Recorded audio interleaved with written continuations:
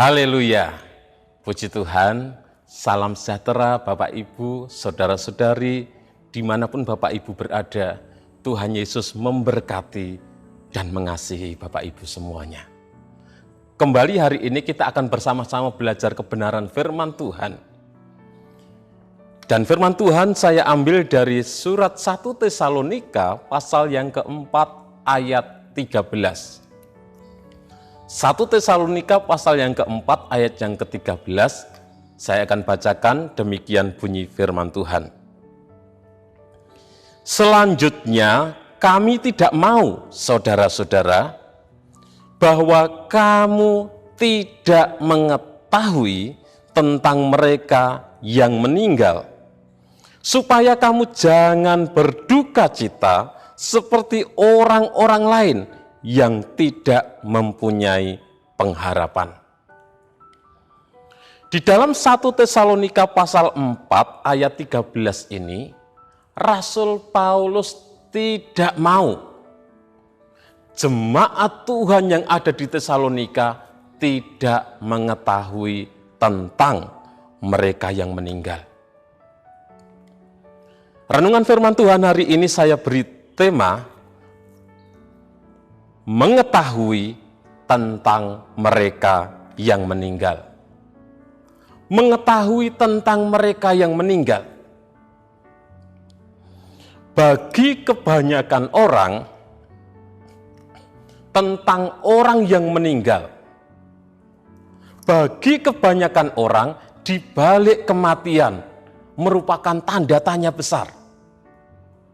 Bagi kebanyakan orang, di balik kematian merupakan suatu misteri, suatu rahasia yang tidak diketahui. Tetapi Rasul Paulus menyampaikan kepada jemaat yang ada di Tesalonika bahwa Rasul Paulus tidak mau kalau jemaat yang ada di Tesalonika tidak mengetahui tentang orang yang meninggal. Begitu juga dengan kita, Bapak, Ibu, Saudara yang kasih Tuhan. Kita sebagai orang-orang yang percaya kepada Tuhan Yesus Kristus. Kita sebagai umat-umat Tuhan, kita harus mengetahui tentang mereka yang meninggal. Kita harus mengetahui apa yang terjadi di balik kematian.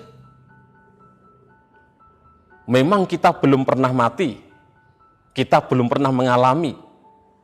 Tetapi kita bisa mengetahui hal itu dari apa yang dituliskan di dalam kebenaran firman Tuhan. Tentang mereka yang meninggal.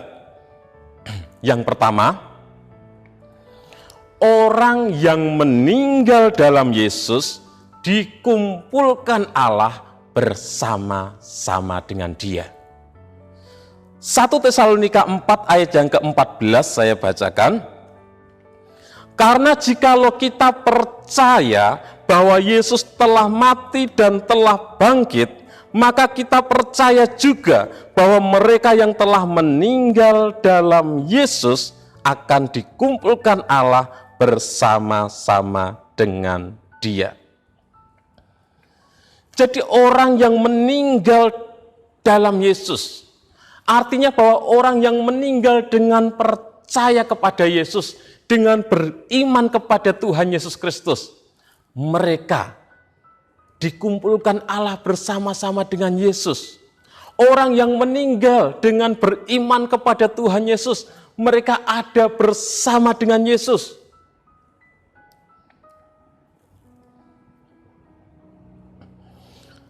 Kalau kita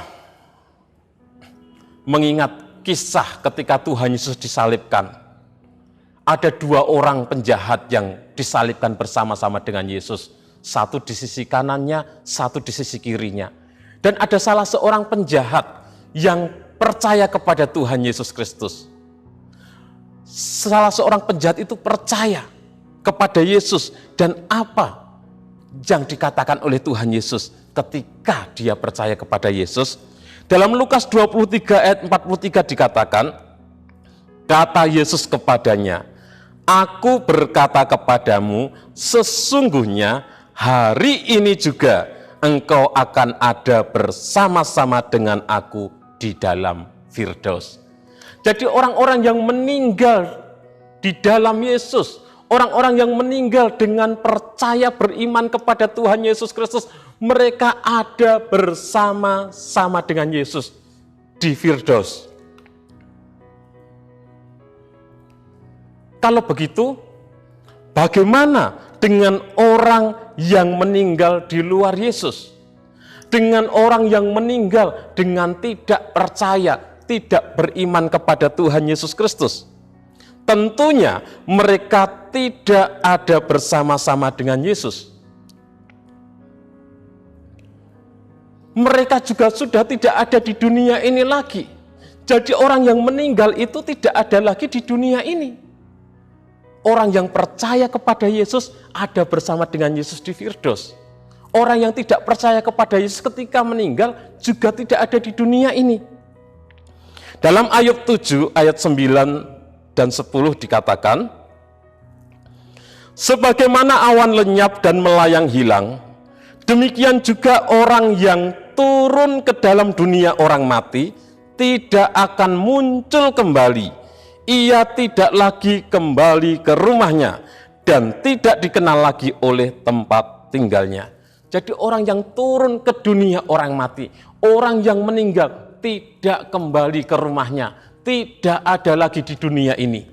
Kita juga bisa melihat dari kisah di dalam Injil Lukas pasal 16 ayat 19 sampai 31. Kisah tentang seorang yang kaya yang tidak percaya kepada Tuhan, yang tidak mau memperhatikan firman Tuhan, tidak mau memperhatikan kitab para nabi, kitab Musa dan para nabi ketika hidupnya. Dan juga ada seorang yang miskin yang bernama Lazarus. Lazarus seorang yang percaya kepada Tuhan. Ketika Lazarus mati, dia ada di Firdaus, dia dibawa ke pangkuan Abraham. Tetapi orang kaya itu ketika mati, dia ada di dalam tempat penderitaan. Sampai dia berkata, Bapak Abraham, suruhlah Lazarus mencelupkan jarinya ke air dan meneteskan ke mulutku, ke lidahku. Di sini aku sangat kepanasan, aku sangat kesakitan, aku haus. Dan dia ingat bahwa di dunia dia masih memiliki 5 orang saudara. Dan dia juga berkata, Bapak Abraham, suruhlah Lazarus datang ke dunia, ke rumahku, untuk memperingatkan 5 orang saudaraku, supaya mereka jangan masuk ke tempat penderitaan ini. Dan apa yang terjadi dalam kisah itu? Tidak bisa.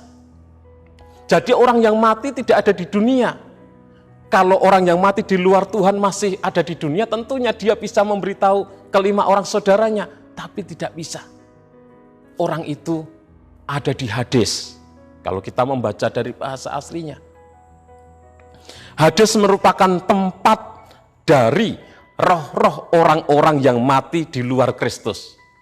Tempat penyimpanan orang-orang yang mati dengan tidak percaya, tidak beriman kepada Tuhan Yesus Kristus. Mereka rohnya disimpan di Hades. Di Hades mereka sudah menderita, sudah kesakitan, sudah mengalami penghukuman.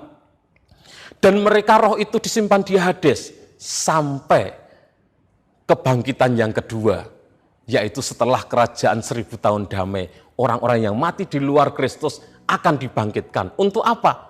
Untuk menerima penghukuman kekal, dimasukkan ke dalam lautan api dan belerang, dimasukkan ke dalam neraka bersama-sama dengan iblis. Mereka dimasukkan ke dalam Gehenna, ke dalam neraka. Yang kedua, tentang orang yang meninggal, tentang orang yang mati. Yang kedua, orang yang meninggal dalam Yesus akan dibangkitkan. 1 Tesalonika 4 ayat 16 dikatakan, sebab pada waktu tanda diberi, yaitu pada waktu penghulu malaikat berseru dan sangkakala Allah berbunyi, maka Tuhan sendiri akan turun dari surga dan mereka yang mati dalam Kristus akan lebih dahulu bangkit. Jadi orang-orang yang mati dalam Kristus akan lebih dahulu dibangkitkan. Ketika Yesus datang ke dalam dunia yang kedua kali, orang-orang yang mati dalam Kristus akan lebih dahulu dibangkitkan, dan orang-orang yang masih hidup yang percaya beriman kepada Kristus akan diubahkan tubuhnya dengan tubuh kemuliaan, dan orang-orang yang dibangkitkan, orang-orang yang mati dalam Kristus bersama dengan orang yang masih hidup yang percaya kepada Kristus yang sudah diubahkan tubuhnya dengan tubuh kebangkitan, mereka akan bersama-sama menyongsong Tuhan di angkasa dan kemudian tinggal bersama-sama dengan Tuhan untuk selama-lamanya, menikmati kehidupan yang kekal bersama dengan Tuhan.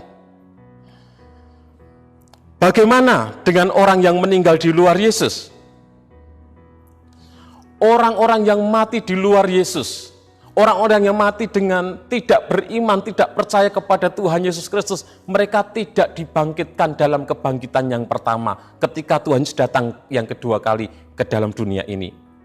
Tetapi orang-orang yang mati di luar Yesus, mereka dibangkitkan di dalam kebangkitan yang kedua, yaitu sesudah kerajaan 1000 tahun damai, mereka dibangkitkan dan mereka akan mengalami penghukuman yang kekal bersama-sama dengan iblis, dimasukkan ke dalam neraka, ke dalam Gehenna. Bapak, Ibu, Saudara yang dikasihi oleh Tuhan, mari tetaplah setia kepada Tuhan. Teruslah percaya kepada Tuhan Yesus Kristus sampai nafas kita yang terakhir, sehingga kita, ketika kita dipanggil oleh Tuhan, kita mati di dalam Yesus. Dan kita tinggal bersama-sama dengan Yesus di Firdaus, dan kita pun akan dibangkitkan dalam kebangkitan yang pertama, menyongsong Tuhan di angkasa, dan menikmati hidup bersama-sama dengan Tuhan untuk selama-lamanya di dalam kehidupan kekal. Puji Tuhan, Tuhan Yesus memberkati. Mari kita berdoa. Terima kasih Tuhan, buat kesempatan hari ini kami boleh kembali mendengarkan sebagian dari firman-Mu yang meneguhkan iman percaya kami. Untuk kami terus setia, tetap percaya kepada Engkau sampai akhir hidup kami. Karena ketika kami tetap setia kepada Engkau, kami akan menikmati kehidupan yang kekal bersama-sama dengan Engkau. Berkati seluruh umat-umat-Mu dimanapun mereka berada. Kiranya kami, keluarga GPDI LSAD Magelang, diperkaya dalam segala macam kemurahan hati yang membangkitkan syukur kepada Allah. Dalam nama Tuhan Yesus Kristus kami berdoa bersyukur. Haleluya. Amin.